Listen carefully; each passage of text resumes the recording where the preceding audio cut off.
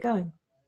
Hello, everybody. This is May 29th. I am Aurora. This is the wrap up for Lessons for Full Spectrum Humans, the first semester of 2019, because I'm going to hop directly into another semester. So this is the end of May, going to wait just a couple of weeks while I gather the momentum for the next set of class. Beautiful people to enter the class because people have already signed up. So it's really wonderful. It's a perfect time. Like if you've been watching these videos and thinking, what is this all about? How do I, it's like watching a cool show and you can tell that there's something in the plot that you want to know about more about the characters, but you don't have their backstory. This is backstory. You can start from episode 1, season 1, and actually figure out what is actually going on in the storyline so that you're not just coming up in the middle. So this class for today, this is kind of like for the class. This is a little semester wrap up. It's a party. It's fun. It's lighthearted. I'm going to do this part is recorded and is an archive for the entire class and will be up on YouTube.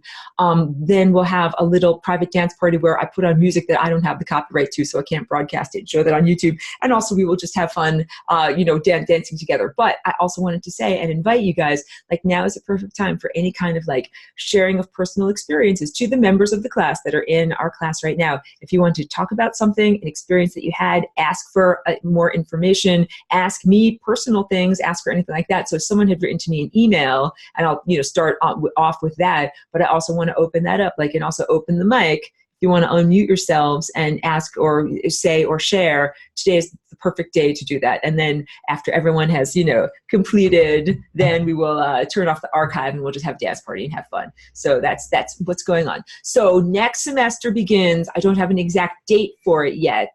It's going to be early June. I'm not sure if it's the first week or the second week of June. It's all dependent upon getting everyone's momentum going. Like how fast does it take to get everybody on the school bus? That's the question of when we will start. So Chloe says, hello, question. People that have paid for the class can sit through all future classes. Yes, indeed. So here's how I run the class. Let me drink more.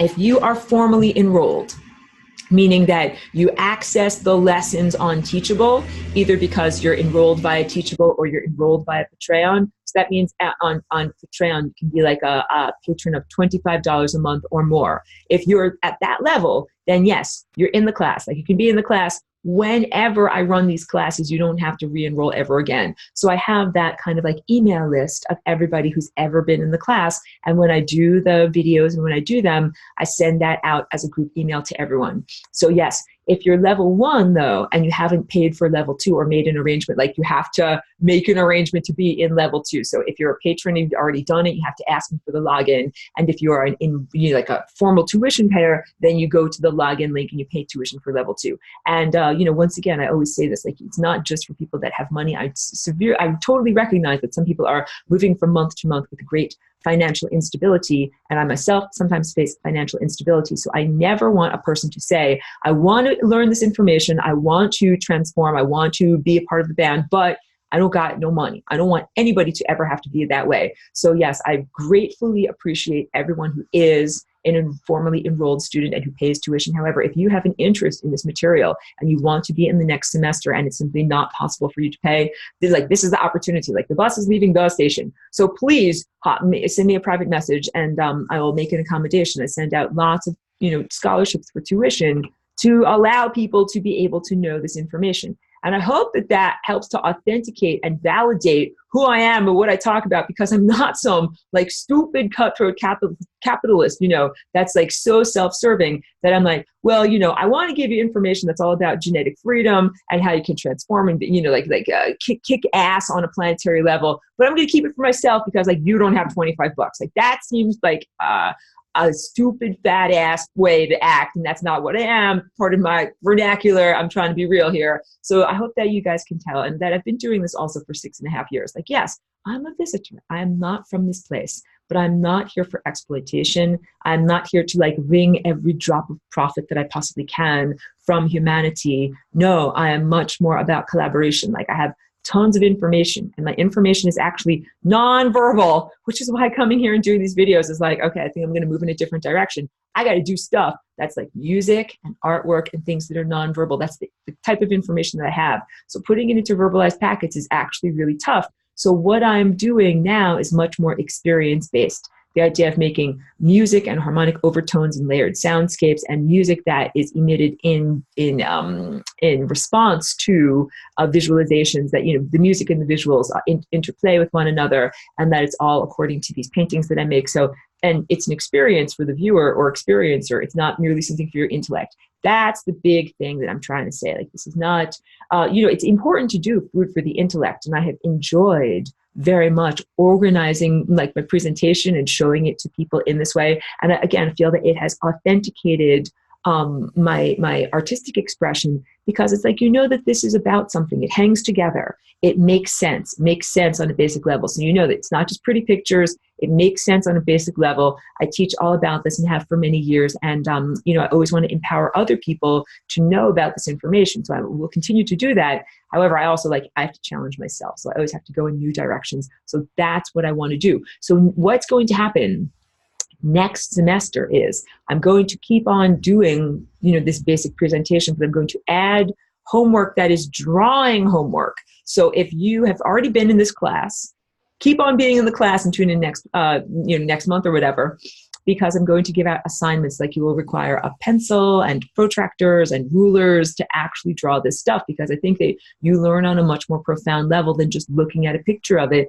So yeah, and then for the enrolled students only, like only if you're getting the lessons on Teachable, I will review your work so that I'll tell you like, this part is right, this part is not right. And that way, you know, you can get feedback on what, and I want to say other people, if you're not enrolled, you're welcome to do the homework assignments, but then I will not be able to devote the time and attention to looking over your work and giving you feedback. So there's a reason, a desire to enroll, and I think you will learn more. And because I've often thought like I would love to be able to do this as a real college class. And the difference is on YouTube, you know, some people just kind of pop in for a few videos, they pop out. They're not necessarily committed students. And if you have a class like a university or continued ed class, students are enrolled and they have a commitment. So the information from lesson 1 builds on lesson 2, 3, 4. It's different than just popping in. So that is how I am treating this. For people that are in this class, you know, I'm treating it like a foundation. You learn one thing, then the next, and the next, and then, you know, things will make more sense. It goes through. So that's the cool new thing. That's for next semester. But also,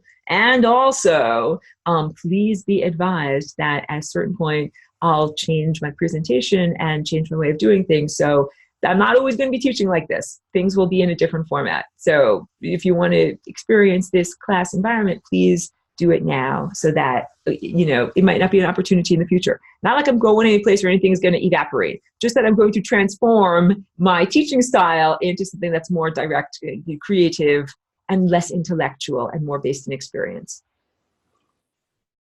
Okay, so all of that housework being said, Jackie has a question. It says, as a walk-in, do you still have access to the memories of the individual whose body you currently inhabit? That's a beautiful question. People ask me that a lot, especially when I first meet them and they start to find out, you know, about my journey of being a walk-in.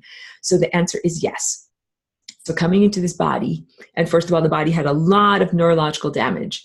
That analogy is kind of like moving into somebody else's house, moving into a furnished apartment. And there's already furnishings and belongings and things that are there, including an entire bookshelf.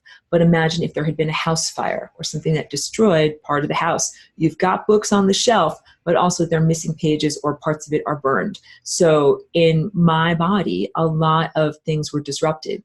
Like I moved into a brain that did not have math skills, could not recognize numbers or do basic addition or subtraction or arithmetic. And clearly now I'm really good at being able to use and understand numbers. So that was because of a transcendence. Like I had to transcend the injury. I had to learn a new way of doing it that involved, you know, basically drawing and painting and not really understanding things along the way of Arabic numerals. I rewired.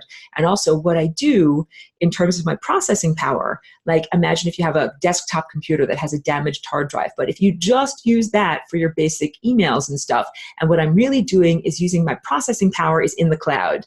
That's what I'm doing. So, you know, this neurology here is like one apparatus that I'm using, but I'm not a transhumanist at all, but it's like my interface that I use to talk to people. But I do a lot of my calculating, not with this brain. I do it on a higher dimensional level. And that is, you know, also, I share this because it's Flying Rainbow Lasagna, not because it's like something personal that I have to broadcast to everyone else. It's to give you an idea of the power of what this shape is, of what this, embodiment is.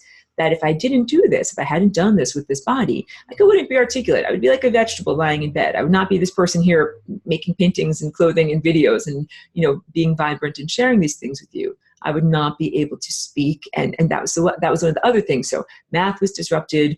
Verbalization was very disrupted. So that sometimes people still notice this with me, even though on my videos, I'm usually really focused. So I focus on and I've done my notes, I review my notes and everything so that I speak, in a very articulate way. But if you go back in time and you watch some of my really early YouTubes, or if you ever watch my early Planet Aurora videos, that's from way back, public access on Woodstock, 2006 or so. Oh my goodness, I stumbled over my words a lot, and my presentation was not smooth and articulate. So this is imagine if you have worked really hard to be a good runner and you can run. I had to work very hard in order to be able to connect my brain to my mouth, and it still sometimes doesn't work. So people that know me, love me, they know that in moments of stress, sometimes my brain does not connect to my mouth, and I might just point and grunt or a gesture at something that I need because I cannot find the right word for it. So those are the things. And in terms of memory, this is, it's a lovely question to ask. Let me drink a little bit more water. Because people often ask about, personal memories, childhood memories, and things like that. I have lots of books on the shelf that are of another person's childhood memories. And at first, when I came here as Aurora, I'm a cultural outsider, I'm an abstraction, I'm not used to what life is like here. I accessed those memories so that I could see, what is life like around here? What is it like to be around here? And also, in order to heal some of the things, when you come into a body, you're oh wait, why is this out of alignment? Why is this not the way it's supposed to be? So I had to kind of look that was indoctrination picked up in, grade school or whatever, any of those things that had to be healed, that I had to look into the origins of it. So I certainly looked into her memory. So I'm aware of what the school systems are like, what the typical childhood is like. I'm aware of social structure, and also I initially accessed those memories in order to understand, positive socialization. If someone invited me in adulthood as Aurora to a birthday party, I had to know what is the social protocol? What do you do? So I would go into the, the archive of what was in the brain here and be show me everything on birthdays, get me up to speed on how do we go to an Earth birthday party?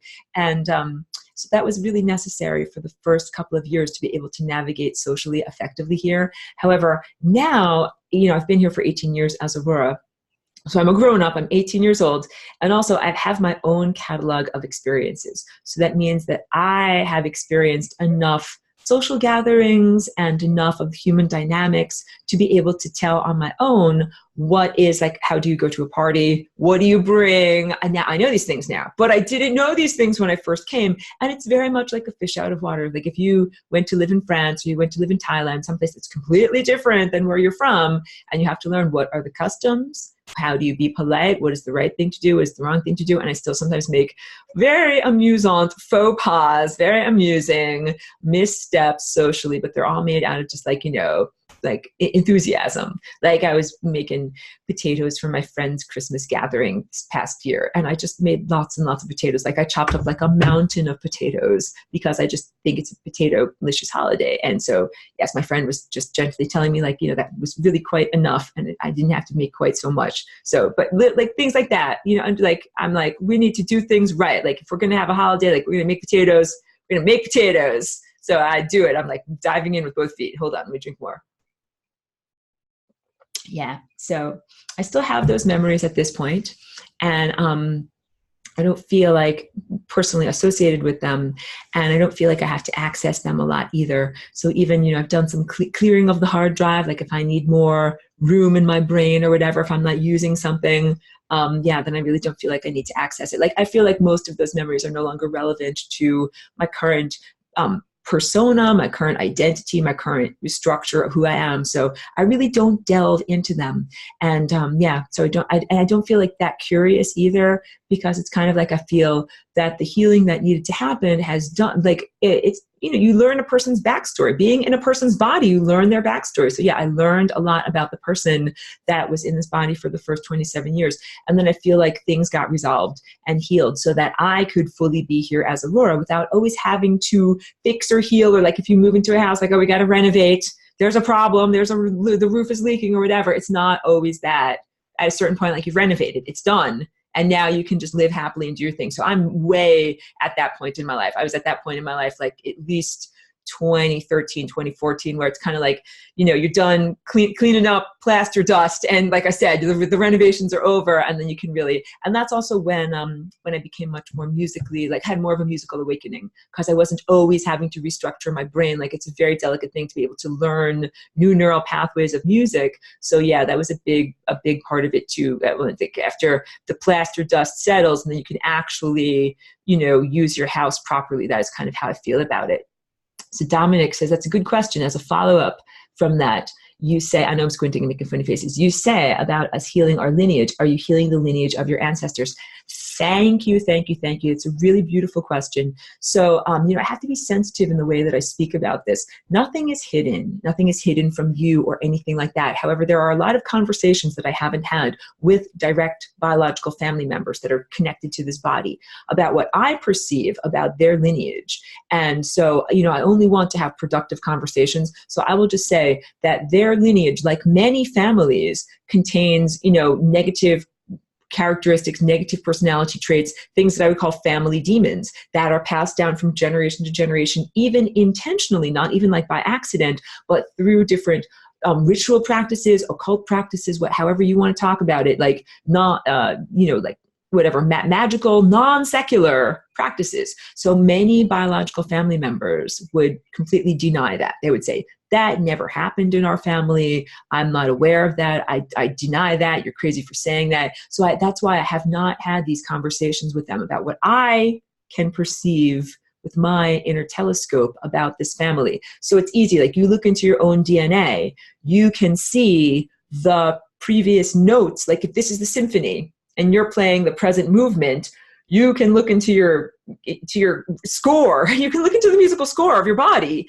and be like, oh, this came from this, and this came from this, and this came from this, even beyond physical characteristics in terms of life structure. So you can also, like I've been able to look into the lineage of this body in order to be able to sense what, let's say, negative contracts, like what, agreements, soul contract agreements were made with what I would call like demonic entities, or those pesky occupiers of the interstices, the quid pro quos that were made in this family lineage. And so without getting into any further details, the buck stops here. Like I get to say, especially as a walk-in, that no, I didn't agree to any of those things. And that also has to do with, the circumstances of the death of the previous person that was in this body, that there was some kind of sacrifice that was going on that I definitely, as a galactic presence, do not consent to or agree to at all. And this is my real, very overt behavior expressing that. Like I don't just say with words, that's not cool. I say with my behavior, that's not cool. And so this is my solution to it. So yeah, me coming into this body and vibrating these strings of this body with this particular healing music makes not only a reverberation that goes forward in time to any descendants, and laterally to the people that are alive right now, including the parental generation, but also goes backwards in time. Imagine it stretching all the way back down the hallway and keep on going miles and miles and miles into the distance, back to ancient ancestors. So back into, ancestors that were in Europe, before they came to the United States, wherever they were before they were in Europe, whatever religious or occult or pagan practices they practiced then. And because we're talking about things that are involved, like, contracts like animal sacrifice or child sacrifice or circumcision. Like these are all contracts that are done between families and non-physical entities. So yeah, it's dark stuff for our wrap up here. But the basic premise is that, yeah, I'm here definitely as a bucket and a mop. Not that I'm a cosmic cleaning lady, because I'm here to do way more fun stuff than that. But before you get going on, doing a painting, I got to clean the studio before I do it, because you can't have all sorts of plaster dust and crap everywhere. So, or if you want to play good music, you got to be like, okay, everybody quiet down. It's time to play good music now. So that's kind of what it was necessary. In this body, I was able to sense all of the bad music from previous generations that were their crappy contracts that they made, like quid pro quos with demonic entities. And I'm like, that's BS. I want to say a different word. That's a bunch of BS. So I'm trying to keep it family friendly. Yes. And I said, that's not something I agree with. And so that's a big part of it, is that each one of you gets to say in your own body and in your own family, oh, just because grandpa or great grandpa or whomever, some ancient priest or rabbi or whomever in your lineage decided something for you or your family, doesn't mean that you have to agree to that at all. That's a bunch of BS. And yeah, I want to say it, you know, with attitude, like, yeah, so that you really remember that, so that you understand that. So yeah, because there's things of like the Vatican thinking that they own your soul, or, you know, rabbis or Kabbalah thinking that they own your soul. There's all sorts of different things. And so you just have to understand that that's all really unhealthy and that you don't have to agree to that. So yeah, and the real healing, I'll drink a little bit. You can tell my voice is tired. The real healing is a reconnection to divinity. That I think that there are all of these things that are cultural isms that come between you as an embodied experiencer and the real divine. So thinking like, oh, I have to pray to a bearded sky god, or oh, the Catholic Church tells me what to do, or oh, the Jewish Kabbalistic religion, or oh, Masonry tells me what to do, or any of these control structures that kind of tell you, like, if you follow us, then you'll get into heaven and you'll get eternal life and all these different things. Like, all of those things take you apart from your real divinity. And so that's it. That's the healing. It's like saying, I don't need any stupid shiny trinkets. I don't need the intercession of saints. I don't need anyone to be an intermediary. I just get to be directly connected to God. And I think when we do that in this generation, that's the healing, like that's the rectification, and it's a magical thing. So all of these things try to gang up on us too, to make us not do that. Like every time you try to change your ancestors, you might feel your ancestors shaking their fingers at you, be like, what are you doing? Who do you think you are? And be like, hey, who do you think you are? You weren't playing perfect music, and now it's time for us to play a music that is more appropriate for this time and place. So that's one of the important, each one of you has a conversation with your own ancestry, with your own lineage, with your own family. So also, like, I haven't had a lot of verbal conversations with family members about this. I don't think that their intellect or their ego is open to it. I've had many body-based DNA telepathic emanation conversations with them where, you know, I emanate my truth, and I think that's appropriate for anyone to do. So Jackie says, thank you for the clarifying answer. You and I really have a lot in common. Much love to you. Thank you, Jackie. Yeah, and I'd love to hear if you have an experience too. Like, I don't know if you had a near-death experience or are a walk-in or whatever. You know, I'm always open to you. If you want to share that here, or if you want to share that in a different time, that's fine. So Jackie's saying yes, both near-death experience or death experience and walk-in. So we can talk about that too, because a lot of people ask me about being a walk-in and, you know, how it happens and all these different things. You know, there's a difference between having an actual metabolic death, like because you had an illness or an accident or an injury or something like that, that actually, you know, made your heart stop, or actually, you know, like gave you whatever, some kind of physical damage to your body that gave you a metabolic death. That is really different than just like taking a lot of mushrooms or a lot of LSD and having what people call an ego death. These are two very, very different things. Yeah. So I'm not casting aspersions upon Jackie at all. I'm just trying to say, like, in general, when we talk about this, because I've met people that are like, oh yeah, like I did a really deep retreat of some kind of yogic breathing practice and I had an ego death. And I'm like, I respect that there might have been a transformation, but it's not the same as having a metabolic death. That's just really big, important stuff. So also, you know, in terms of what I experienced, I came here 18 years ago. And I think that back then it was a lot harder for consciousness to get through the layers. There's like all of these layers of armor that makes it very difficult for light and information to get down here onto the planet. So yeah, you have to like punch through membranes in order to get down here.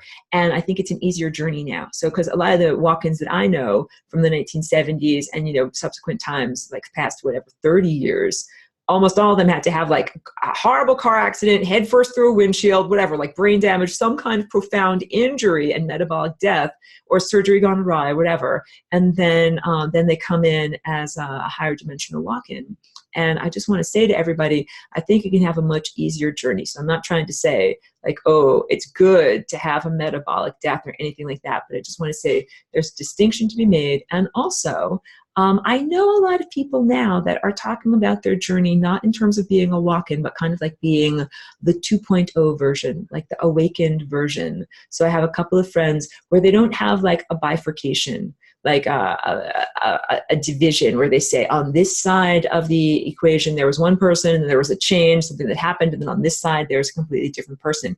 They don't feel that way. They are well integrated, but they recognize that on this side there was one level of consciousness or awareness or one level of approach, and on this side there's a whole different perspective. And so that's what I'm trying to get across. Like, my journey was a very difficult journey, and I don't want other people to use it as a template and have the expectation, like some people look at, you know, whatever, religious figures, and I'm not putting myself as a religious figure either, but that's the caveat to say, oh, like Jesus had to suffer and die, therefore we all need to suffer and die too. No. So understanding through that cultural filter, I want to say, no, you do not have to suffer and die in order to become awakened. Like, I think that's the whole point, that there's much now there is a much easier trajectory that involves not having to have a disease and having a metabolic death, being able to be reconnected to your divinity or your divine self. Like, renovate the house while you live in the house, not crash the entire thing down and destroy everything and then rebuild from the foundation. Like, that's what I think is possible now. So that's the foundation being like the ego, that you don't have to destroy the entire sense of self, the entire person, in order to then clear the decks and build something anew, that you can restructure. You can say, well, this wall needs to go, or this window is ugly, or this, you know, these curtains aren't right, like this needs to be changed around. And then, you know, the sense of self is restructured. So that's a big difference. So yeah, there was an unfairness that was happening in my particular situation that motivated me, Aurora, to have this experience. But it's not about suffering. It's not about like, how bad can it possibly be? I mean, we don't want that system. We don't want the system where everybody has to have a traumatic brain injury in order to then, you know, like whatever, become more divine or more whatever, you know, closer to their divinity or their true nature. That's not what we want. We want it to be a much more comfortable thing. Hold on one second. Chloe says, hey, for what it's worth, I had a physical near-death experience in the hospital when I was 18, and recently I had a small death on DMT, and I went to the same place and had such a weird deja vu. Yeah, I can understand that. And a lot of people have shared their journeys with me to the point where I almost think that we are in a type of afterlife, that I think so many of us have had deaths or near misses, that I consider this world already to be a type of magical afterlife realm, but the type where many people continue to walk in those same circles of expectation. Like when I talk about my friend who had the ghost in his house that picked up the casserole and walks to the table. Like, how many years has she been doing this? And like 400 years. That I think we might be in a similar type of afterlife. And this is not formal teaching. Like right now we were having an informal conversation here. We're doing semester wrap up, so please don't think like this is exactly what I'm saying. But I use it as an analogy, you know, this idea that because death can be going through a portal, not necessarily a physical, literal death, you can understand, like, oh, if you have a near miss on the highway, you say, wow, like my day could have gone really differently. I could have died. I went out for pizza with friends weeks ago, and there was a truck that was making a very extreme turn that if it hadn't done it in a good way, it would have just smashed right over our car.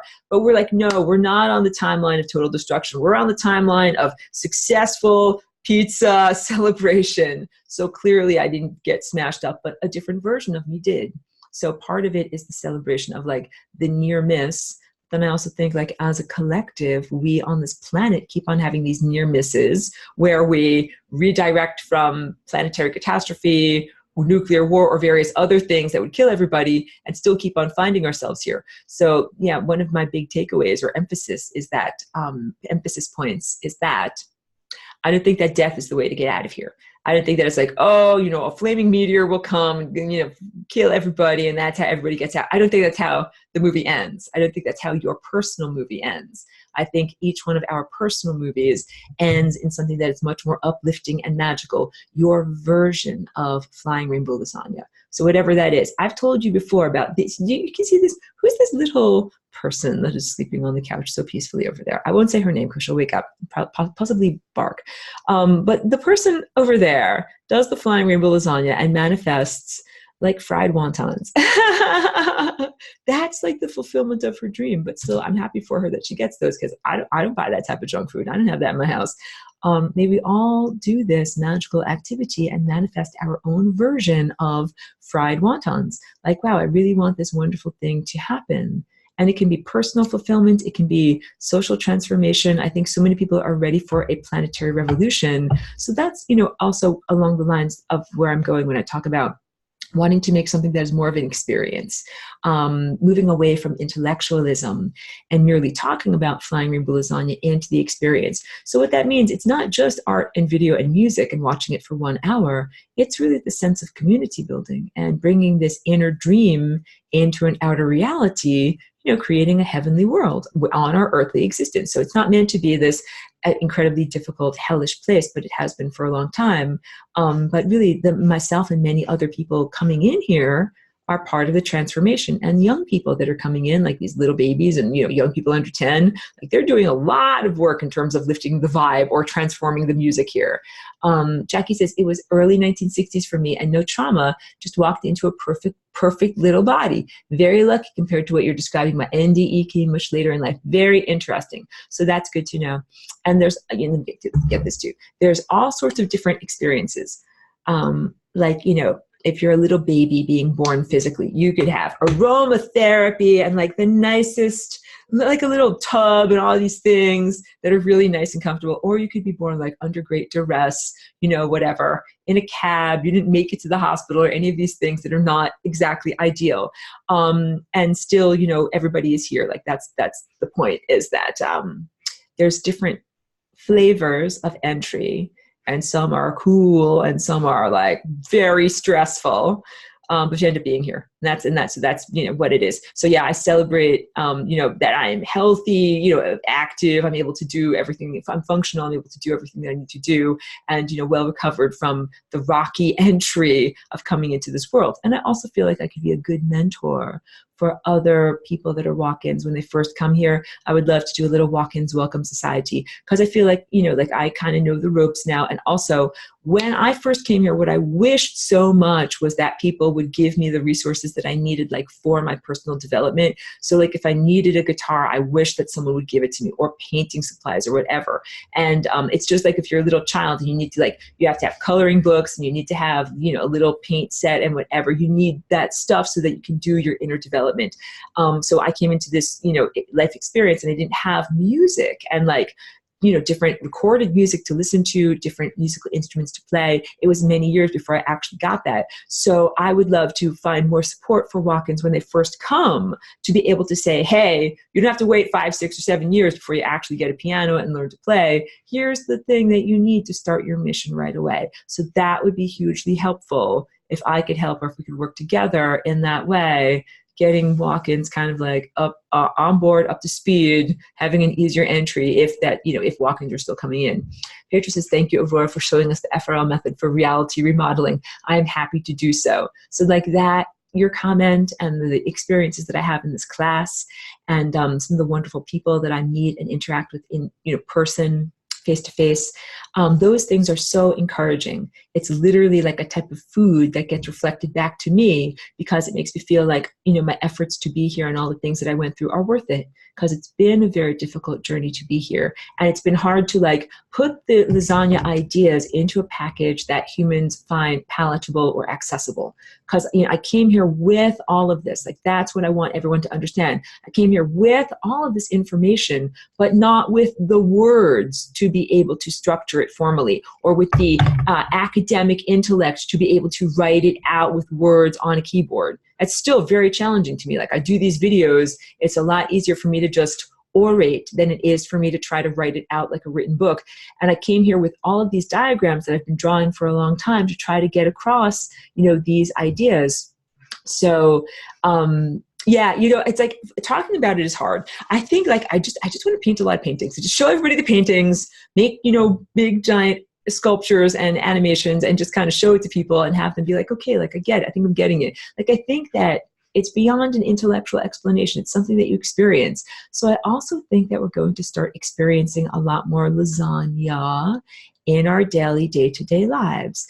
in terms of inexplicable experiences in your body or in your personal interactions or in what your opportunities are or what you thought was possible or not possible. This is the impossibility drive. This makes things that were formerly impossible now possible. So I am not, dead or lying down in a bed, immobile.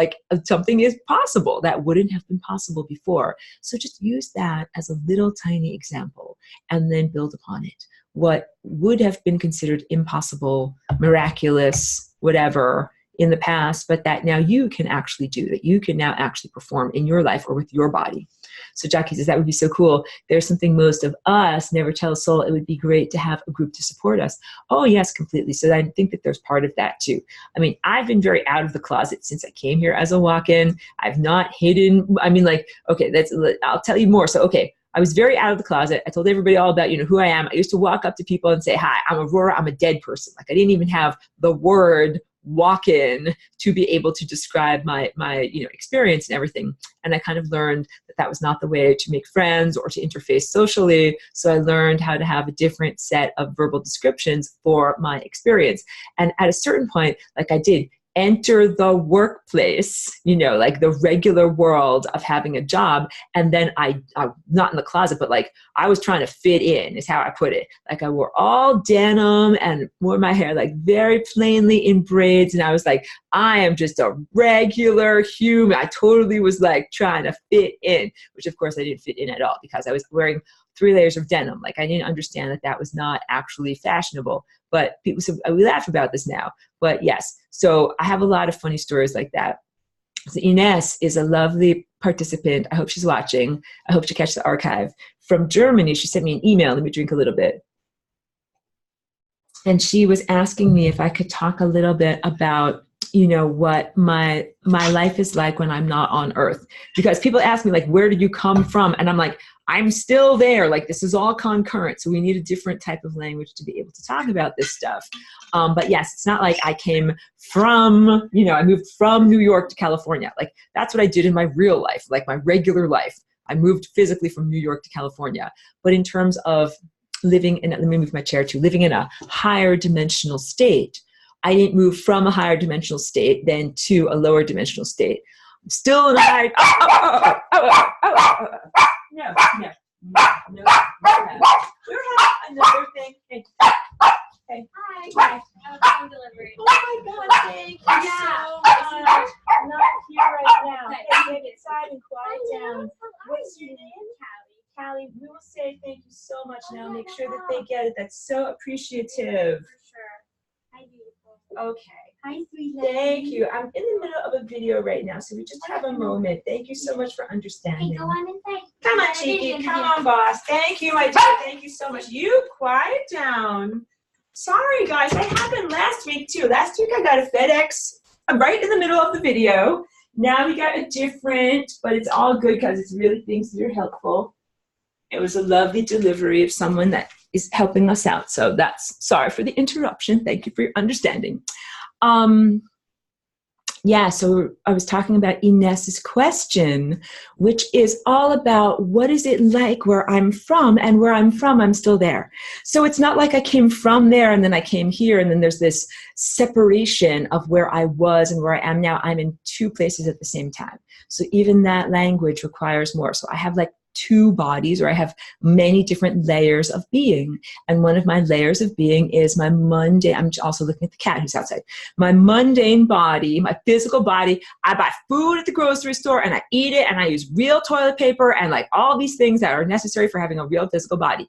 And I bring this up and I joke about this and I'm lighthearted, but really this is important because I think that there are a lot of higher dimensional beings that would want to exploit the beings that have bodies, that they might say, let me channel through you, let me write on your blog, or let me speak through your vocal cords or whatever. But you got to ask, are they going to help you buy toilet paper? Like really, these are essential things. Like you got to take care of your physical body. So if some higher dimensional being is like, let me come through you, you have to be like, well, there's certain upkeep that is required for my physical body. And are you going to actually help my physical body? Or are you just going to pop in conveniently for the next couple of hours and then pop right back out?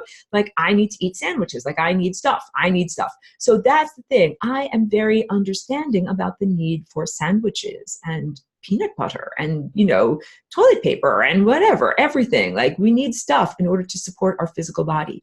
And mostly in the old paradigm, in order to get the stuff that we need and the food, we've had to do some level of, work or accommodation to social structure. Like, you do something that they want you to do and they pat you on the head and they give you money and then you get to buy the stuff that you need. So yeah, the point is, I'm sensitive. I'm a cosmic visitor. I'm an abstraction. I don't usually use food and toilet paper. I am sensitive to these needs because I'm here right now in the same boat, requiring those same things in the same social and economic matrix of limitations that makes it difficult to get those things and maintain your integrity. So all of that is necessary because I can't just sit on a cloud and be like, oh, everybody, like, just lasagna, like, just fix yourselves, everything will be fine. Like, no, I have to be like, it's hard to do this. Get into an actual body and actually do it. So also, like, this is an ongoing project. Like, I lasagna every day and I see great evidence of changes. Like, this is not the same.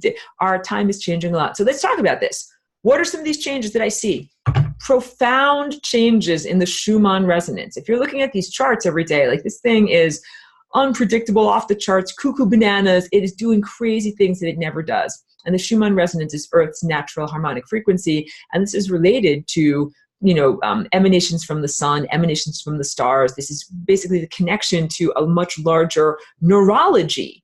We are connected as one little tiny, like, you're not even a neuron. Like, we're not even a neuron on this planet. We're just like a little neurochemical in a very, very great brain. And that great brain is having an amazing thought. And we are invited to participate in that great thought. And that great thought is a thought of freedom and higher dimensional, capability. And so what is it like? What am I talking about here? Transformation on the level of consciousness. But this is not like, because everybody's thinking from the outside in. Like, first we have to change the economy. First we have to change the way money exists. First we have to change everything else. Like, build an outside structure different, and then that will change our inner world. And I'm saying, screw the outside structure. I wanted to say something else. F the outside structure. Work on the inside structure, because if you have an inner revolution, then your inside becomes your outside, and all of that transformative energy ripples outward. That's my whole approach. So I've been here for 18 years working on my own personal revolution of inner to outer, and I know that there are many of us that are on this concurrent journey, this concurrent trajectory. So some people are on it even before they find my videos. That's really fun and exciting. Then they find this and they're like, I've been doing this all along. Like, he's been doing this all along. Welcome to the band. We're finally doing this together. And also, a lot of what I teach in the class, I also teach telepathically. So I do this with the overt presentation for the intellect, but then I do a lot in dream work. Like, people have been reporting back, and it's very truthful. They're like, I dreamed that I was in a class with you last night and you were teaching me about lasagna. I'm like, that's what I was doing. So yes, that is what I do. I do a lot of telepathic work for the members of this class also. So Pedro says the neuron would be the solar system or the sun, and each planet is the equivalent of a neuron node. The neuron would be like the solar system connecting to another solar system, and our planet would be like one little tiny neurotransmitter in a neuron structure. So we're not even a neuron. And Jackie says, if our minds were gardens and everyone tended to their garden until it was beautiful and brimming with beauty, where would evil live? That's exactly it. So if each one of us says the buck stops here in your personal lineage, almost everyone has ancestral trauma, and almost anyone has, demons from their family lineage. And so these are the two things that we heal in our own bodies. It's a magic spell that you don't do a magic spell with like Eye of Newt and a magical cauldron. You do it with your body, and you do it with love, which is like a transformative elixir or solvent, but it's love that you generate, that you use love to transform your body, heal the ancestral trauma, and heal or rectify whatever demons were running in your personal software code, and that is how we be free. And that is exactly right. And then Pedro says, then we would be atoms. Yes, we would be like tiny little molecules. That our planet would be the analogy of a tiny little molecule in the presence of a great neuron that is actually our sun. So our sun is sending out ideas, that is sunlight, and is able to think and transmit ideas or photons or sunlight from node of consciousness to node of consciousness. So stars are like neurons, and we little planets are like little tiny molecular structures. So then what does that mean we inhabitants of planets are? What are we living on a little tiny molecule? Like we're tiny, tiny, tiny, tiny, but also very, important. Hello, warrior princess. Lovely to meet you. I'm happy that you're here. If you're new, welcome. And also, this is our semester wrap up. So you're kind of at the wrap party. We're chatting. You can have snacks if you want to. In a little while, I'll put on some music and we'll stop the archive and we'll just, hey, good to see you. Oh, Esther, good to see you. Don't worry about it. Esther's my friend from out in Joshua Tree. And I was so lucky to be invited to an event that she was part of the organizational factor for. The event is called Portal to the New Earth. So it was very, prescient to go there. It was actually wonderful. It was a very conscious type of, not festival, but like gathering, like a camp out, where many different people went who bring sound healing music that might be created from didgeridoos or gongs or digital aspects. There were a lot of people who were basically I connected with a lot of people that are super interested in flying the lasagna and invited them to learn about it more formally. But a lot of people who consider themselves star seeds. Like, I think that's a really good point to make. So we can talk about this too. Because I connected with people who call themselves star seeds and we kind of developed, an understanding. So I think what I would describe myself is as like a really new immigrant, that I just came to this planet 18 years ago. I was not born into this world, and I'm still kind of a cultural outsider. I still speak with an accent. I don't know things perfectly. I make a lot of cultural mistakes, but it's just like, laugh it off. I'm still cool. There's a lot of people that are starseeds that have been born in here, and they might have been born here generations ago, or they might have come in, through their parents' womb, but they've, they didn't have a walk-in experience. They've been here consistently the whole time. But I think that we have a great deal to share with each other. So it might be that a starseed maybe might feel more directly integrated with their biological lineage. Like, I don't feel very integrated with my biological lineage. I feel very much like that's the human level that was at that moment. And then there's a galactic presence that came in that has completely changed and transformed this body. So like that is the ancestry that I came from, but I don't feel like I relate to that ancestry anymore. I'm like the new software has been installed. This computer now runs differently. I'm not a transhumanist at all. Hello, everybody. Great to see you. And yeah, we can see, we can show each other on video if you want to. Let's see if I can change this to this type of gallery view. There you go. There's a lot of people that are not showing themselves. Hi, good to see you. Lovely. I'm so happy. Thank you for tuning in. I know, because we usually don't do the showing of faces either. So also people can unmute themselves if you want to say things or whatever. Yeah, Darla's here too. There you go, everybody. Here. Hi, check it out. Good to see everybody. Because also, like, it's very powerful when we can connect on our journeys. Pedro, good to see you. So I think Pedro everybody's in all these different places. It's just wonderful. And like, it's very diverse. Pedro says, I was thinking about the Putis. Did they really rebel against God's will, or did God choose this reality to run on the harder difficulty? That's a really good question. I'll go back to my face just so you can see me a little bit better. So someone also was asking me about this in a private message. They were wondering about, like, how did the original creation go awry? Like, if there's perfect music that is created in some kind of a, great composer, like, how did it go awry? How did the Putis come about and all of that? And almost kind of like being skeptical or being critical of the great composer. Like, oh, if the composer's so great, like, how could these Putis even be in existence? How could this even have been subverted? And I think that's a good question, but it's like, and maybe it's being asked from a little bit the wrong direction. Like, I think that the original music is still very valid, that it's a very beautiful composition, that it's not flawed, that it is made with like a lot of love and a lot of perfect artistry. However, it did not take into consideration that there might be this level of like malevolence, that like, I'm pretty naive, like, I'm pretty innocent. And when I speak the truth, I think everyone else is going to speak the truth too. I was not prepared for coming to this level of reality where people don't speak the truth, where they lie, where they deceive, and where they do all sorts of things that are not positive, healthy personality characteristics. I think that the great conductor had a similar level of naivete in expectation, a naive expectation that everything would be good and stay good, that there wouldn't be some injection of malevolence. Because if you're not malevolent, then you don't expect other people to be malevolent. That's me. That's totally me. So you guys are now getting me as like a cosmic visitor. I'm totally non-malevolent. I'm like super friendly and looking around for other cool musicians to jam with. That's the totality of my agenda here. So yeah, because I'm back to like this whole idea of where I am at the same time that I'm here and what that concurrent experience is like. But yes, I think that it was maybe a vulnerability only from naivete or innocence, and expectation that other beings are innately good without the understanding that other beings or aspects of self could be innately flawed and do actions that would be considered, whatever, malevolent or unthinkable or having harmful intention. So the real, I think, lesson with all of this is not that the system isn't perfect, throw it all out, toss everything away, the system isn't perfect, God is dead. No, I think it's that God is so super badass and so alive and so unkillable that even if the creation goes awry, that, even if the music starts to get like, that sounds horrible, this is not what is supposed to be going on at all, that it gets corrected. So I'm here as like, an envoy of let's get the guitars back in tune, everybody. Like, let's play on the beat. Let's get the guitars back in tune. Let's do all this stuff. Our bodies. Let's get our bodies back in tune. So I can also say in like terms of what I have to share. Oh, your furry overlord is here. That's beautiful. Pedro's got a furry overlord. I love dogs. That's beautiful.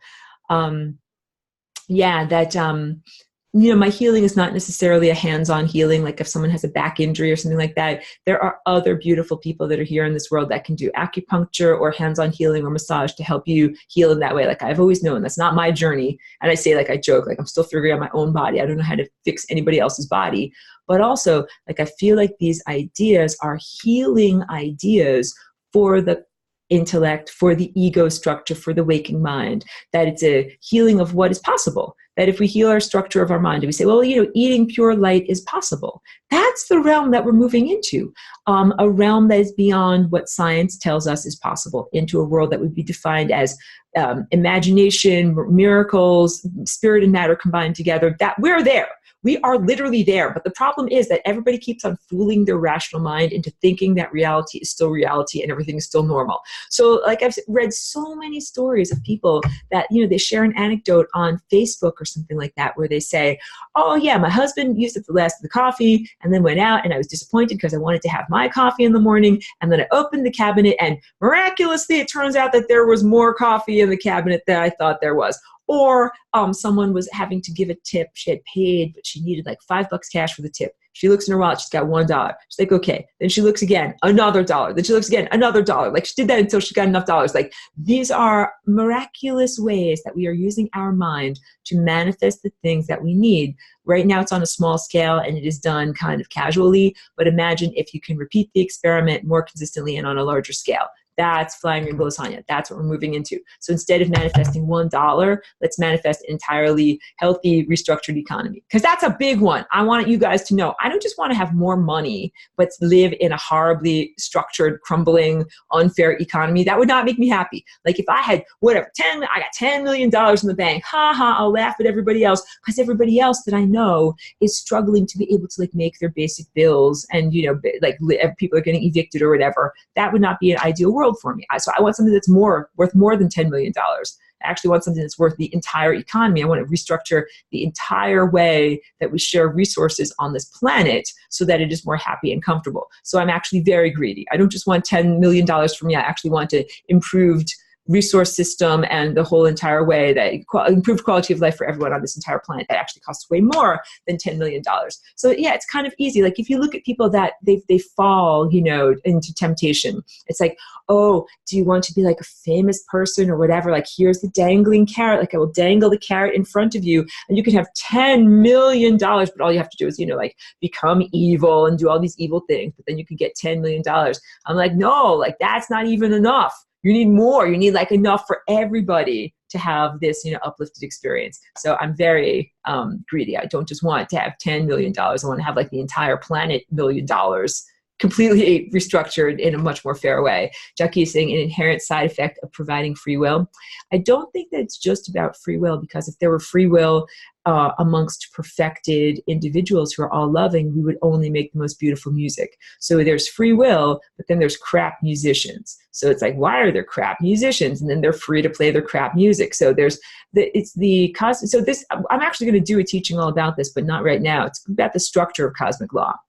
So that's another thing. So I'm going to do a semester that's like a semester with diagrams. I'm also going to do some new lessons. I'm going to do a lesson that is about how cosmic law is a structure. It's not a set of intellectual precepts, like a way people think of the 10 Commandments or something like that, or a set of laws that are written out in words. That is not what cosmic law is like. It is way more like the shape of a polygon, where you're like, is it a triangle? If it has 3 sides, it's a triangle. Is it a square? If it has 4 sides, it's a square. Like, these are incontrovertible questions. So that's what cosmic law is like. It's like, if it has 3 sides, it is a triangle. If it has 4 sides, it is a square. And it has to do with structural integrity. So I don't know if you ever did any kind of things in science class where you tried to like build a bridge or some kind of thing out of matchsticks, and then you tested what is the structural integrity of this thing, like how much weight can you put on it, how hard can you pull on it before it all crushes down, and you can actually do a little calculation all about that. That's what we are supposed to be like individuals. We're supposed to be structured with perfect structural integrity on the level of our minds and our consciousnesses and our physical bodies, and that is what is the example of, that's the enforcement of cosmic law. So if someone else comes along and they try to kill you, that's actually against cosmic law, because you're supposed to be structured perfectly and be alive. So if someone tries to kill you, you don't die, you stay alive and send their intention to kill them back to them, and then they get unmade. This is what I'm talking about. So there's been a subversion of that effective cosmic law. So again, I'm not giving you all the details right now, but I have an intention to do a whole teaching and all about that, so that everyone can understand, like, that is what we are doing here. We're becoming the embodiment of that perfect structure. And then it's not an intellectual proposition. It's like saying, I stand here and be perfect in the structure that I am, and that is what creates cosmic law. Petra says, where could we read this cosmic laws? I'm curious to know about them. You can read them in the structure of your own body. That's the whole thing. So I draw these paintings, and these paintings are about how, your chakras fit together perfectly. We're supposed to have these perfect, proportional energy centers. So I would encourage you to get your higher faculties online, use your cosmic telescope/microscope to perceive yourself, that these cosmic laws are actually written into the structure of our own body. And if there is something that's tilted or vulnerable, it's because it's not structured correctly. So like making a foundation for your house, like you have to make sure everything fits together so that things don't fall down. That is the type of structure. It's a structure of belief system. So yeah, I think you also have to throw out a lot of the things that are cultural expectations that come from religious training and programming, because that's not about cosmic law. So before you look at your own structure, like, just remove expectations of, what cosmic law is, because it's not like laws of the Bible or laws of religion or any of those laws that I think we're more familiar with. Jackie says, this connects to the golden ratio and the Fibonacci sequence. Cosmic law, kind of, yes. So golden ratio and Fibonacci sequence, these are both expressions of a basic higher dimensional truth through the Arabic or Aramaic number system that actually comes from India. So that's like a 1, a 2, a 3, as opposed to Roman numerals. So here is what happened with the Fibonacci sequence. This is like the year 1100. Back in that time in Europe, which is kind of like the Dark Ages, mostly what they used were not Arabic numerals like 1, 2, 3, 4, 5. Mostly what they used were Roman numerals. Roman numerals are a very well-established system for being able to catalog something. Like, I have 10 jars of oil, or I have, 15 sacks of grain. But Roman numerals are not very good for more subtle calculations in math that have to do with basically being able to tell percentages and exponential calculations of interest. So what happened in the Middle Ages was, you got money lenders. You got people that are like, oh yeah, I'll lend you $5, but you got to give me back $5 with interest, okay? This was a level up in terms of the Babylonian money magic that was happening in Europe at the time. And also, it was necessary to change the number system to be able to more accurately calculate these derivatives of how much interest is being paid and paid back. So the Roman numerals were inadequate. So at that same time, that is when Fibonacci visited the Middle East, and he found these numerals there, including the number 0, which was considered to be witchcraft. That came from the Far East. Like, what? A number that represents nothing? That's crazy. That's witchcraft. But they had to use the number 0 in order to be able to do these complex calculations. So anyway, Fibonacci started playing around with numbers, did stuff that was more interesting than just figuring out your interest for the money lenders, started to figure out that these numbers could be used to represent an algorithm, a mathematical oscillation between physical spatial relationships. That's what the Fibonacci sequence is. It's numbers representing the truth of form. So the numbers are an artifice. The numbers are not universal. The number symbol 1, the number symbol 2, the number symbol 3, these are not cosmic universal numbers. Not like a circle that is 3 inches or a circle that is 12 inches. Those are universal. The symbol structure just comes from our time and place. So the symbol structure is flawed and distorted, but it can be used in order to represent truth that is cosmic or empirical or universal. So that's what the Fibonacci sequence is. Warrior Princess. Oh, thank you so much for the invitation. Yes, yes, yes. Please let us be connected, because I would love to share the Flying Rainbow Lasagna more with more people. So yes, so we'll take that conversation, and I would love that. Thank you so much. Hans, so good to see you, and you are my friend from Sweden. You've been in the class for a long time. Are you showing me goats on your mountain? Is that Hans who's showing me goats in Sweden? Someone is showing me on their video camera beautiful blue sky with some goats going over a hillside. So he says, what are your view on the modern, steeper Russian pyramids built by Alexander Golod? Really great question. So when Hans is talking about the steeper pyramids, he's talking about not the formation of what we have at the Great Pyramid at Giza. Here's an approximation of a 90-degree angle that is directly underneath my flappy moving mouth parts. But he's talking about the Russian pyramids that are at an angle that's more like this. So there are lots of, oh, hi, Harlan, good to see you. There are lots of interesting new anomalous qualities that happen with creating an energy form of a steeper pyramid. Things from greater biological healing and cellular structure to interesting, molecular anomalies in terms of chemical, what is the word?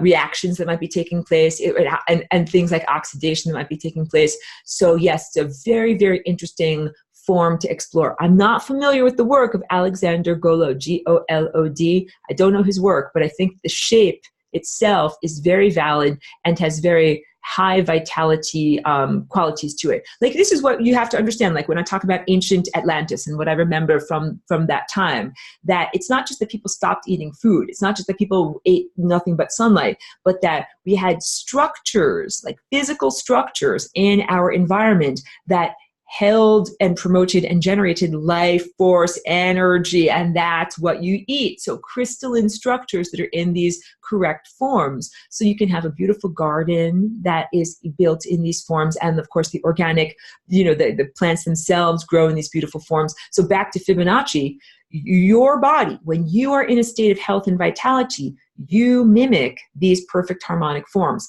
Everything from the structure of your skeleton, what are these proportions, to the structure of your teeth, to other forms of metabolism. Like, when you more closely match these perfect mathematical patterns, you express greater amounts of health and vitality.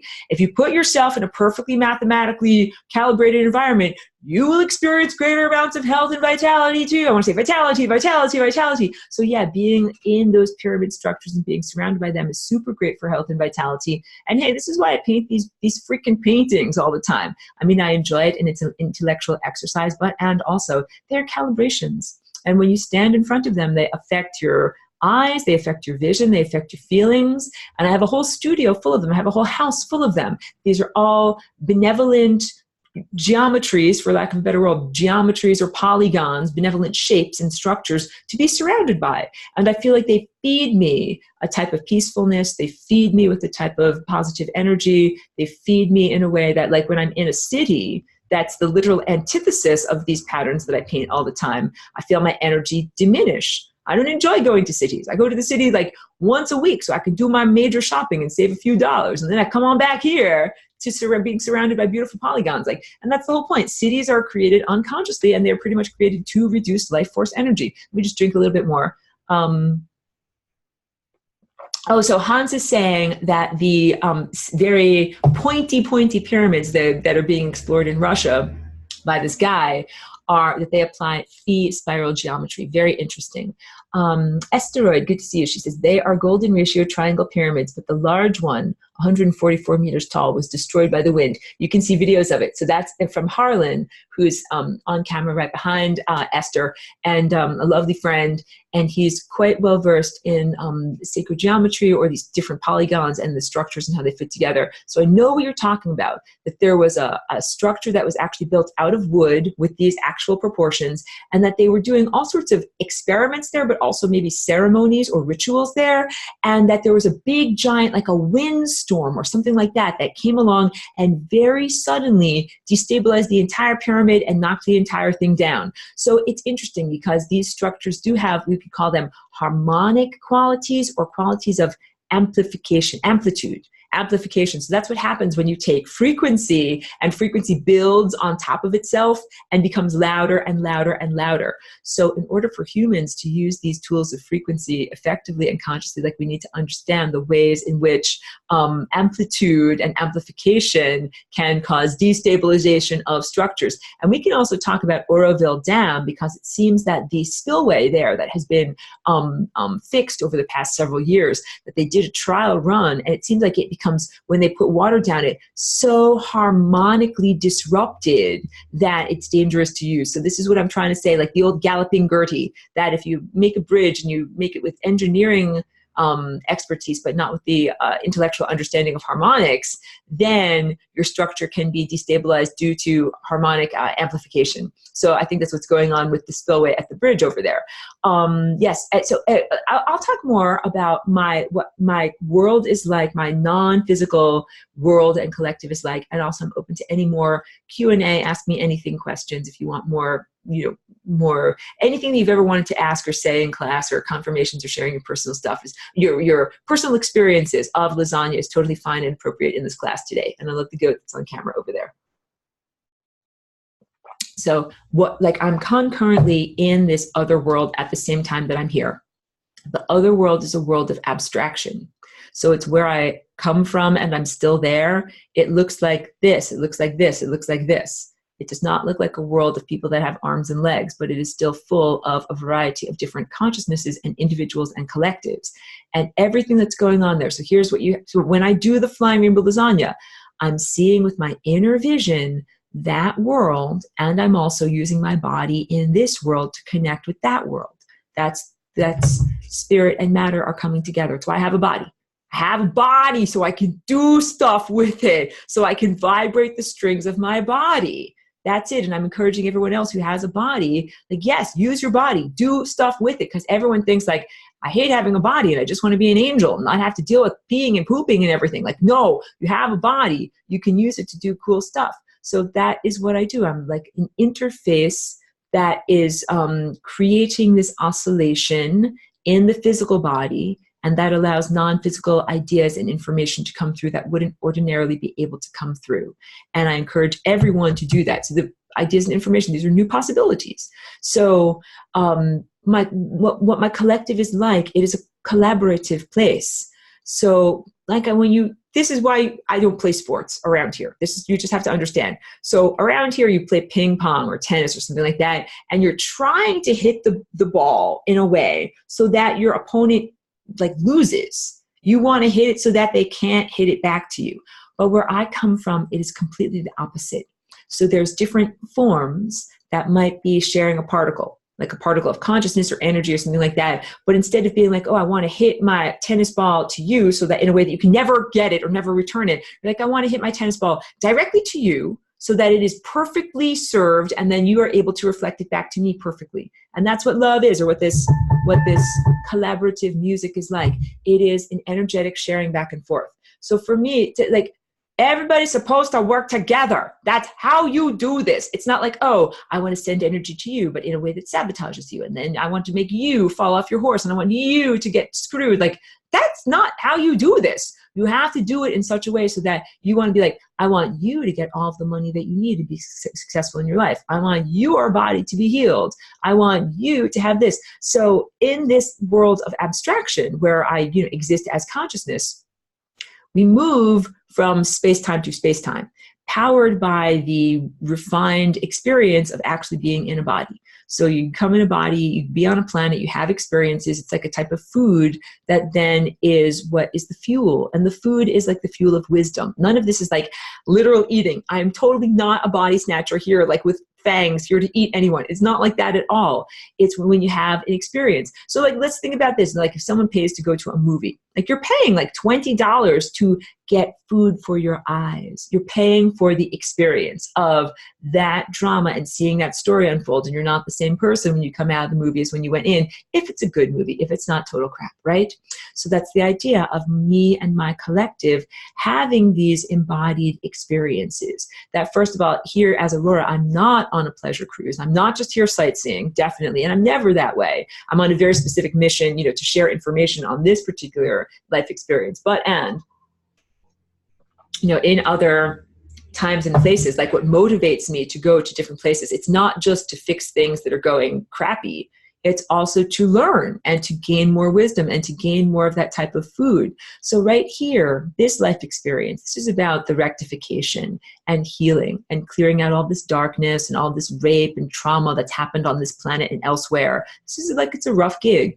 There are other assignments that are way different. Just like there are other movies. Some movies are heavy and dark and they like whatever.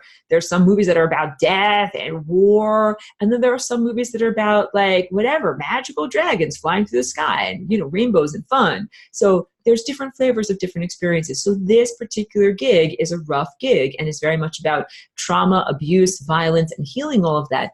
But that's not what it's only about. So what really motivates us is to have joyful self-expression. The things that feel like, if you're an artist, what fuels your artistry? So, like I love to go to museums. I love to look at new things. I love to go to gardens. I love food for my eyes. I love to look at new things because I get fed, I get new ideas. If you're a musician, I'm a musician too. I love food for my ears. I love to see new musicians perform, hear new patterns, be exposed to new types of music, because then that inspires and informs me on my journey as I'm making more music. This is the reason for coming here. So I'm an extraterrestrial. There are other extraterrestrials. You can ask them, why? Why come? Why do you want to do this? Why do you want to interact here? It's the only ethical reason. It's not just personal serving yourself, but it's to learn, it's to grow, it's to become more wise and more well-nourished. And that is a noble approach. That is good. And then to want to do it respectfully. That's another part of my value system. So what it looks like, or if you saw it with your inner vision, what it would look like is like a giant polygon, like a giant spherical collection of lights and colors, where it is in a very organized fashion. Energy is bouncing back and forth between individual participants in a larger format. And the energy that's bouncing back and forth, these are like tennis balls, where I want to make sure I want my energy to get directly to you, and then you want to make sure that your energy gets directly to me. We're musicians in rapport, like playing the right music so that we sound good together, not trying to screw each other over, not trying to sabotage each other, not trying to get in each other's way. That's life on Earth. That's why I didn't understand stuff down here. That's why it has been taking a long time for me to interface well, because I got to drink a little bit of water, so I'm so thirsty. My artwork is really good. My artwork is definitely, like at a high level of expertise. However, I'm all about collaboration. I'm not about competition. And there's so much stuff in the art world and the music world that is about like competition, self-aggrandizement, this whole approach. Like I'm used to what happens, where I am from in my collective, where I reside. The life experience is like, if you're good, you get what you need. Like if you're really good at doing something, it's like, yeah, that guy needs a baseball mitt and a baseball glove, a baseball bat and a glove, because he's good at playing baseball. Like give him the equipment he needs. He clearly is made for that. So if you're made for playing music, you get a piano. If you are made for making artwork, so it's a collective where the individual is completely appreciated and respected.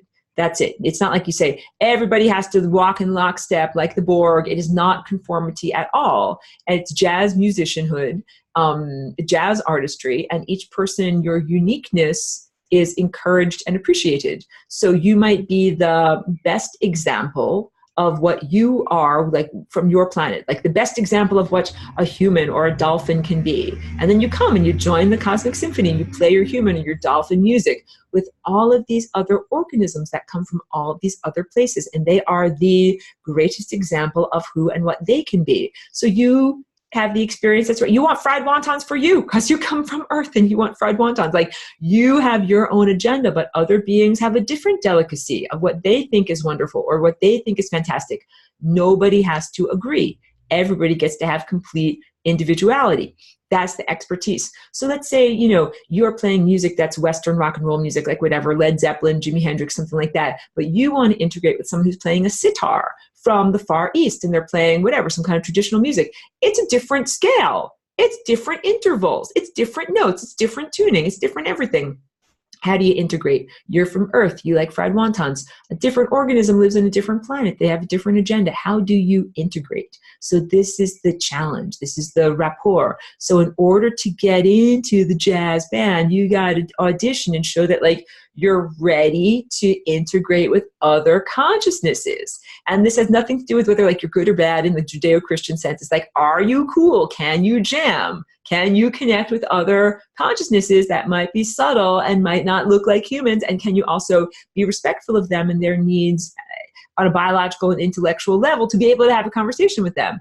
Harlan says, can you describe some of your lives on other planets and other bodies? Yes. Do you always walk into a mature body, or have you experienced being born and living the entire life? You're asking really good questions. So my lives in other planets and on other bodies. Sometimes I'm in a body. A lot of the time I'm not in a body. So being in a body on this particular gig is like a novelty. So yeah, sometimes I'm abstract, like a purely abstract consciousness that is not in a physical body, but that interacts with beings on a physical body. And that's actually what a lot of my experience was like during the time of Atlantis, the pre-flood, antediluvian time on Earth. I actually did not have a physical body at that time, yet I consider myself very much a part of that culture. It was normal at that time to not have a body and talk to people that did have bodies and have big, giant rock and roll parties where the lights in the sky, talk to people on the ground. Like that's normal. That was normal. Just like in this time and place, it's normal for us to have a Zoom video conference. And Hans is in Sweden and I can talk to him. And, Dominic lives I think Australia or New Zealand. I'm sorry if I don't remember. You're across the entire world. So it's possible for me to connect with people that I wouldn't ordinarily be able to connect with. So my experiences in most of my other gigs were non-embodied. And I did sometimes get into a body, but mostly just for a ceremonial purpose, just for a big concert, not necessarily for washing the dishes. So I would be in a body and this is why I speak so eloquently about the need to respect the aspect of physicality. So yes, that things were different in other cultures where if a person, had this level of responsibility, like someone else wash the dishes for you. You didn't have to worry about doing your housework in the same way that does Melania Trump have to wash the dishes? No. She's got a housekeeper to do that. She keeps her nails looking very good. She has a special role that is played in our society. So in this ancient time or in these other times, the women or the woman that I would be working with had a special role. And that was, her job or her responsibility was for a little bit of time to, be in rapport with me as a non-physical being, right? And all of this was done on a bridge of love. None of this was done with exploitation. And again, I made sure that the dishes got done, the cooking got done, it all got done. It wasn't the type of thing where it was wanting to use someone else. So that's what I have been used to, popping in and out, not a fully embodied experience. So it is very unusual for me to be here for the entire responsibility of having a life and all of the minutiae of it. Everything from washing the underpants at the laundrette to buying the food at the grocery store and making sure that my car is safe. I have to go to the mechanic for my car and like all of these things. And they're novel for me to do, but also not that interesting and certainly take a lot of time.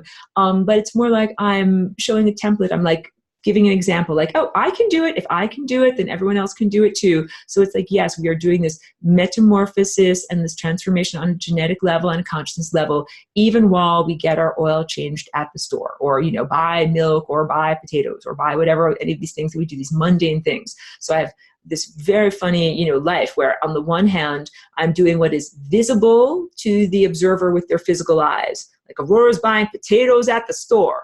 But then on the non-physical level, the level of what is felt and perceived with your non-physical senses, your ESP, I'm doing a lot of other things that have to do with these genetic oscillations and playing music with all the other organisms around me. So I talk about this experience all the time. I just moved to this area of California and I went to a grocery store. It was new. I'd never been there before. And I'm walking around my little shopping cart. I'm literally buying toilet paper. And a lady stopped me and she's like, "You're dancing through all the DNA in every single person in this store." And I was like, "Honey, let's talk. Like, this is fantastic." So yeah, she was a very perceptive person and I haven't run into her since, but she not only saw my physical, the veneer, like the surface of the layer of what's going on with my physical body, she saw what I was doing on a non-physical level. That's accurate. That's what I'm doing. So I will tell you, like, not complaining, but just so that you know, it is a lot of stuff to keep going all at once that has not always been acknowledged. Like, I'm doing all the things that a responsible human adult has to do in terms of,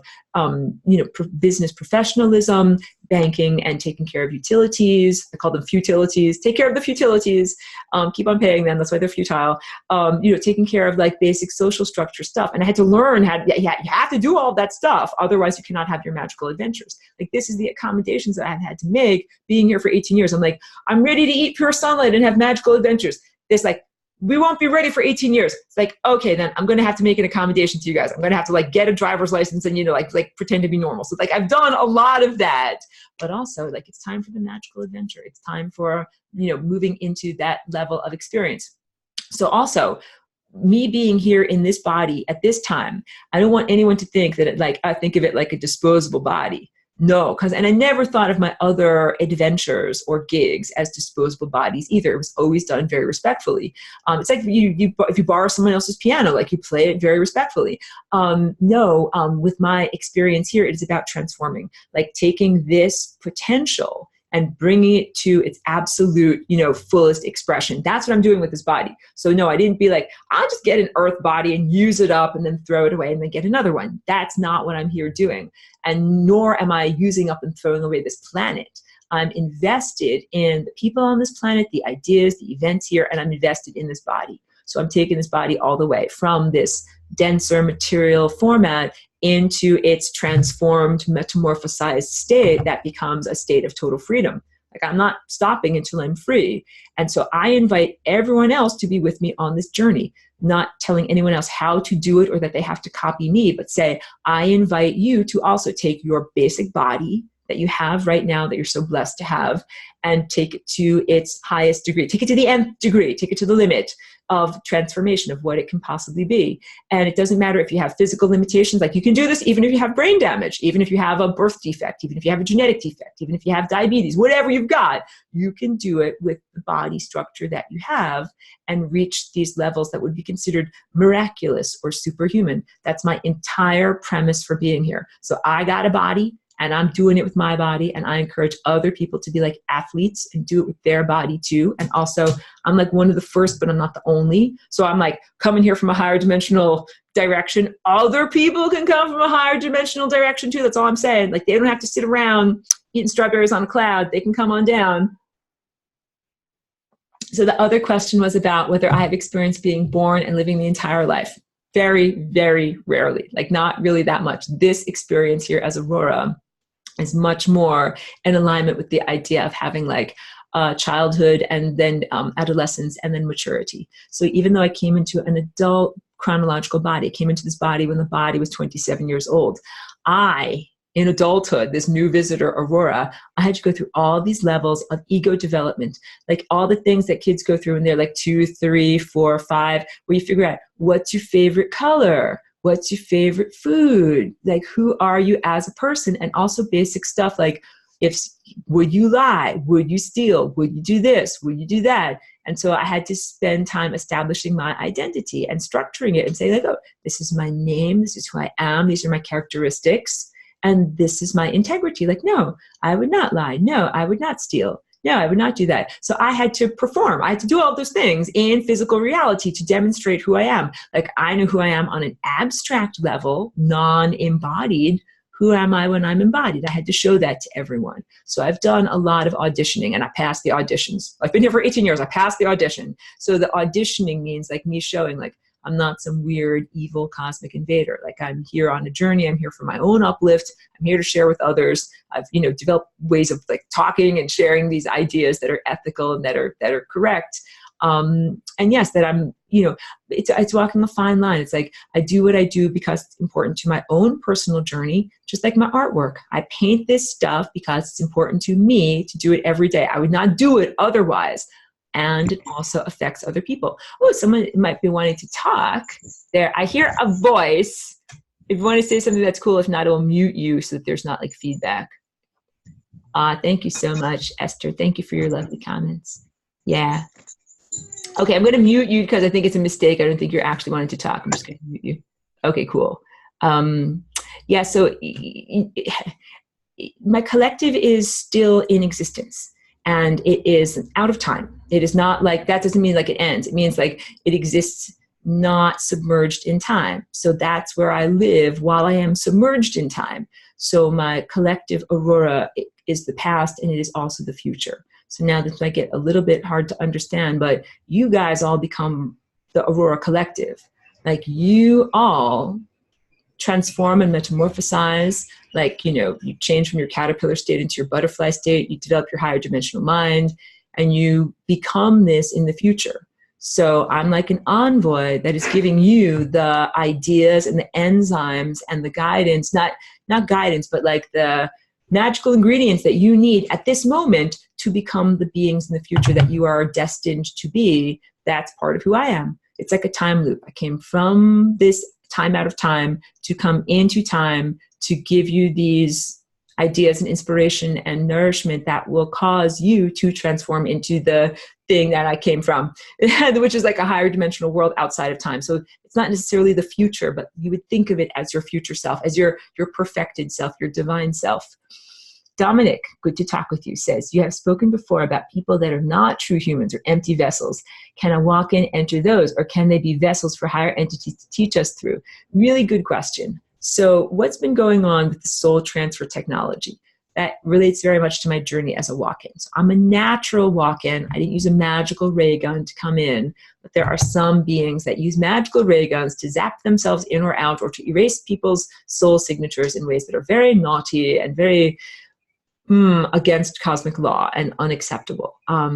Yeah, so like, how can I describe this?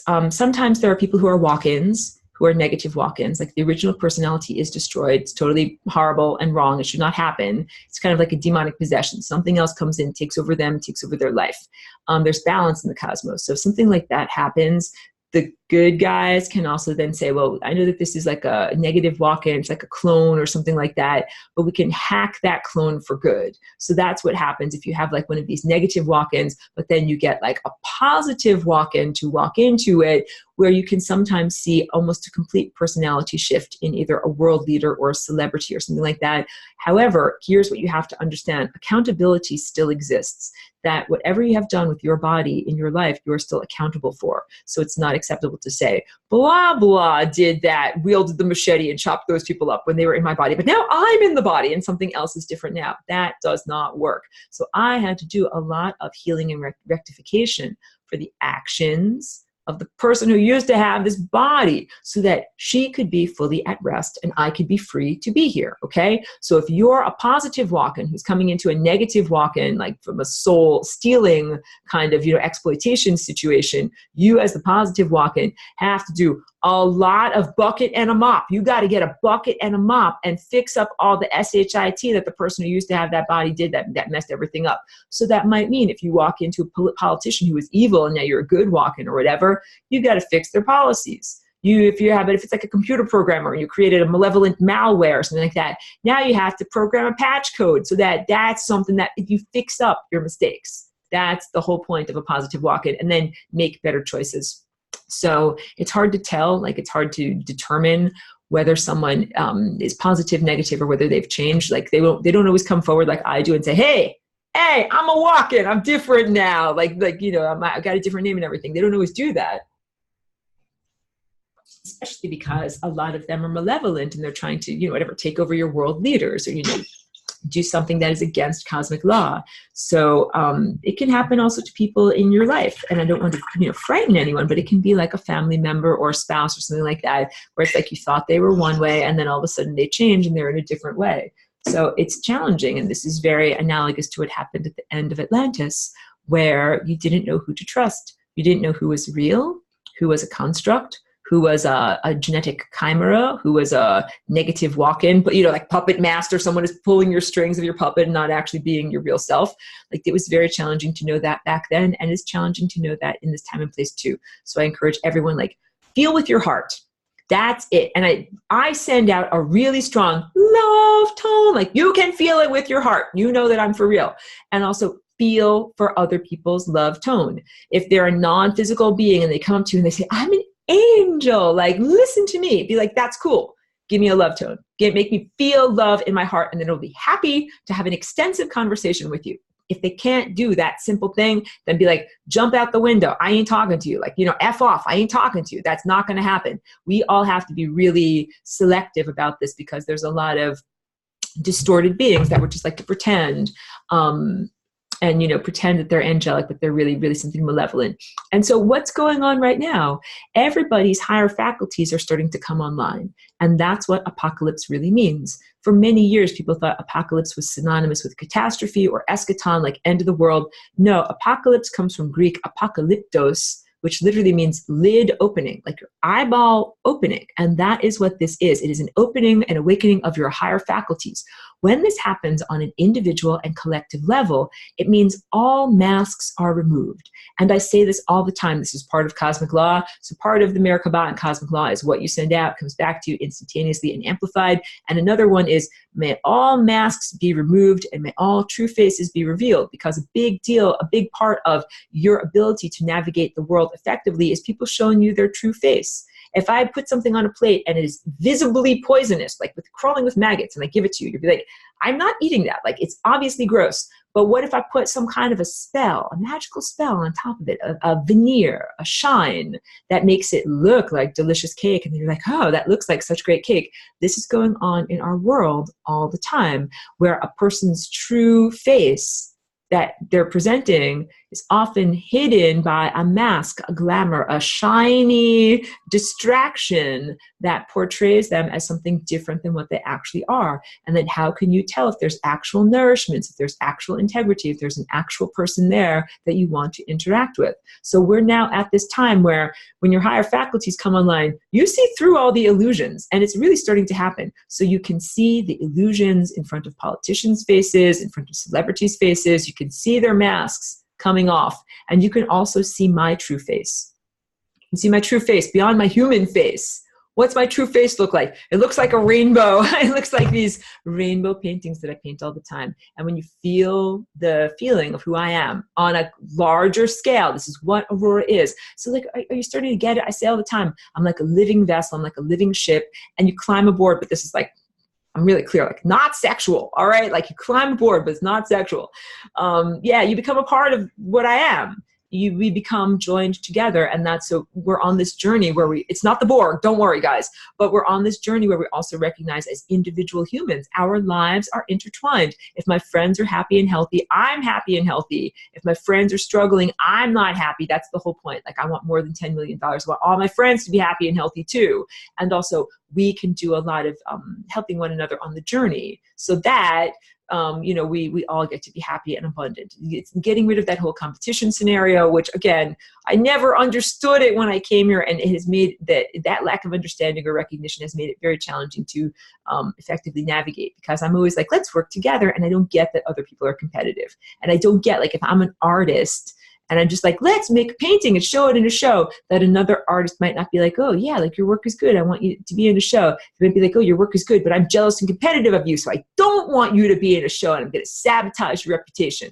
Like, that kind of stuff happens, and I had to learn that happens. So it is very, very rare for us to find the people who we connect with, who treat each other like family, who collaborate instead of compete, who say, let's work together. That's what we have to do. At this moment, we have to see everybody's true face. Be connected with the real people who are, like, really loving and really trying to help one another on the journey. And you begin to create this miniature fractal version of what I do in the sky. The sending back and forth of tennis balls. The tennis balls can be abundance, like physical money. It can be ideas. It can be energy, like love. It can be music, like I send you a beat and you send me a melody, and then I send you a bass line, and then you send me music, lyrics. Like, it can be all of these different types of things that are back and forth. And that's what I always say all the time. Like, I can fly through space on my own. It's way more fun when you have others to bounce off of. That's what this looks. So if you saw it, that's what my collective looks like.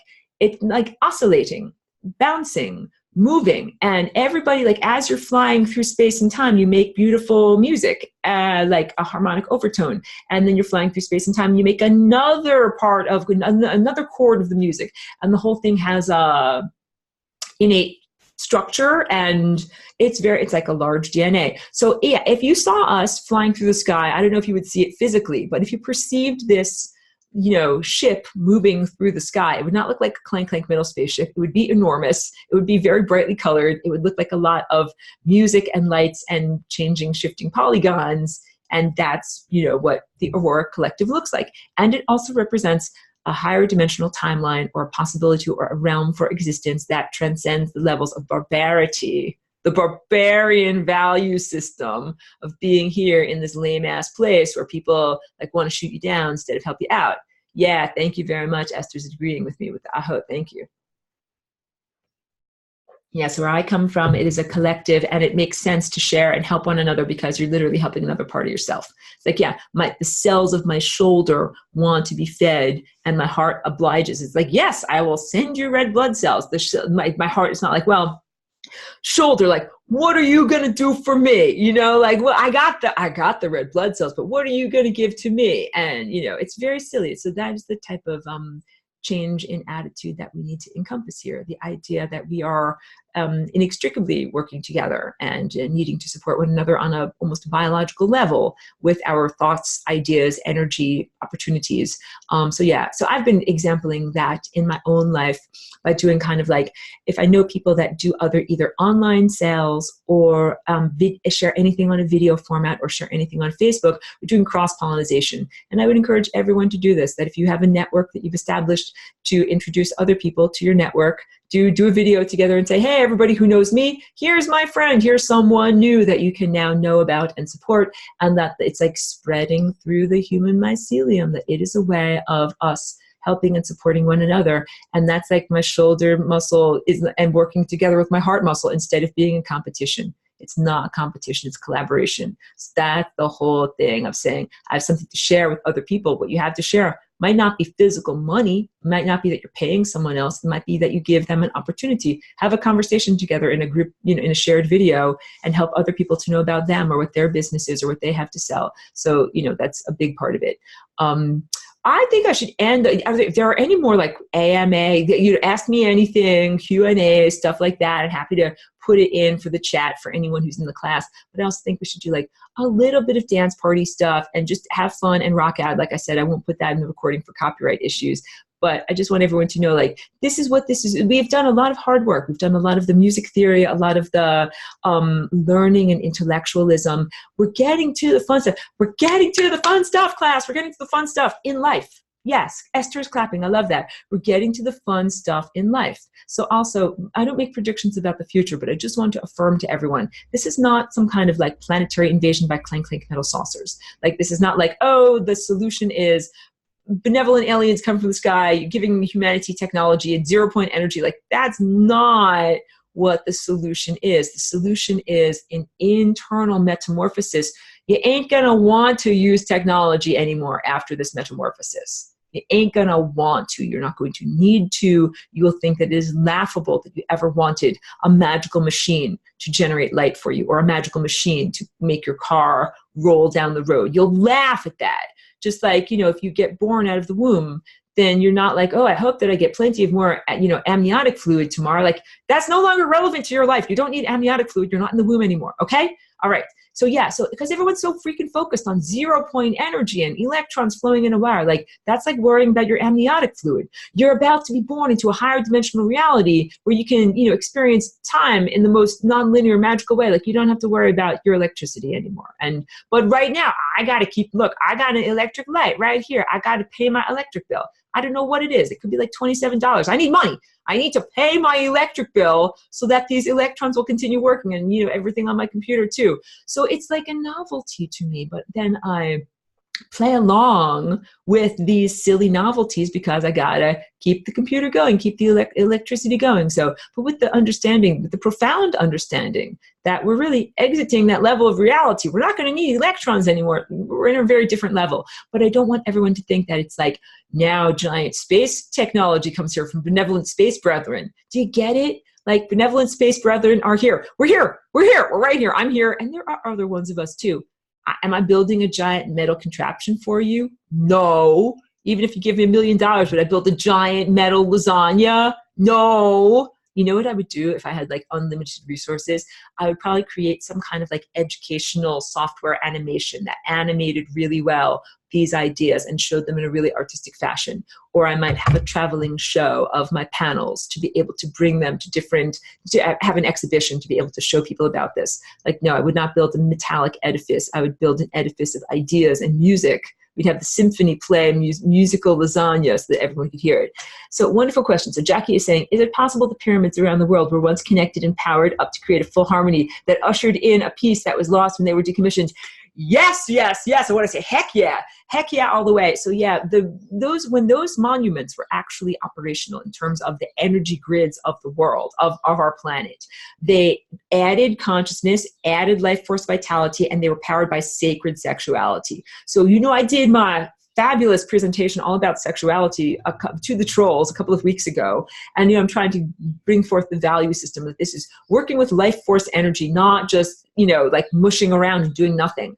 In the ancient world, when those monuments were still functional, the beings and the culture at that time understood how powerful sexuality can be. And yeah, that was the orgasmic explosion was the generative force that then was amplified in all of these harmonic structures that went all the way around the world. So no, I would not call it dark occult sex magic, even though it got perverted and subverted and diminished in that way over many thousands of years, but in a time that we would call prehistory, in the time that I remember of, being a non-exploitative participant in physical ceremonies, through the conduits of people's bodies. Yes, that's what the type of thing that was going on, that, the embodied human was like a container for something larger and more, whatever divine that flowed through them and then flowed through the entire circuitry or meridian system of the Earth planet. And this powered the Earth planet. Like, it's a beautiful thing. And that's the way it's supposed to be. Of course, it got horribly awry. But it's like saying if you have a piano, like a grand piano, it's hard to keep a grand piano in tune. It is hard to keep a harp perfectly in tune. It's easy to screw it up. It's easy to tune it badly. That's what happened with all of those energy systems, the harmonic structures, some of them are stone, megalithic. Some of them are, like the pyramids and everything like that. It's easy to make them no longer functional. Like when you say decommissioned, it's easy to make a grand piano no longer in tune. It's hard to keep it in tune. Pedro says, love the lasagna. I'm trying to figure out a design for a t-shirt. Thank you. I would love that. And I, really welcome that. And we can have like a whole thing like student designed t-shirts or something like that. Like I'm very open to that. So, you know what, let me wrap up the recording for right now so it's not too long of an upload. Let me say a huge thank you for the entire semester's worth of participation and ideas and energy that for everyone who tuned in here, who participated as a fully enrolled student or who even tuned in casually. Like I really appreciate all of you. Let me drink a little bit more as I continue here. I appreciate it because I understand that there is all of this survival stuff that's going on, that we do need to work the work, dig a ditch, keep electrons flowing in a wire, like make the accommodations to that level of reality, even while we are expanding into a magical reality. So I understand and appreciate the, the idea that anyone would take any amount of time and focus on these ideas. Thumbs up. Thank you very much. Thank you for doing it. The idea that we would assemble here and that we would do this over many months, like it's hugely powerful. And then the next thing is, like I'm saying, so we're going to do the next semester, but I'm also moving into experiences of the lasagna, animations, projections, environments, that this is what this is really about. So it is about building social structure, like human dynamic forms where the way that we live, and the way that we pay each other, and the way that we earn our money, that's part of the lasagna that's being baked in the oven right now. And also actual music and art projects that you can see and feel much more than even just me talking about it here. So everything's going to expand exponentially, and things, the limits of our expectation of what we thought was possible in reality, we're going to begin transcending those limits like on a regular daily basis. So I don't do predictions about my future, but those are accurate descriptions of what we are presently experiencing. Yes. Chloe says, yes, good girl. Says, looking forward to actual homework suite. Yeah, so that's what we're going to do. Thank you very much, Jen, and love to you as well. So yeah, so I always include like the Patreon and enrollment links and everything like that. If you feel called to enroll and participate, that's the best way to do it and the best way to find it. So let me just end the recording for right now, but we'll keep going. We're going to have our little dance party now. All right, everybody, thank you very much. Oh, no, I don't want to do that. I want to end the recording.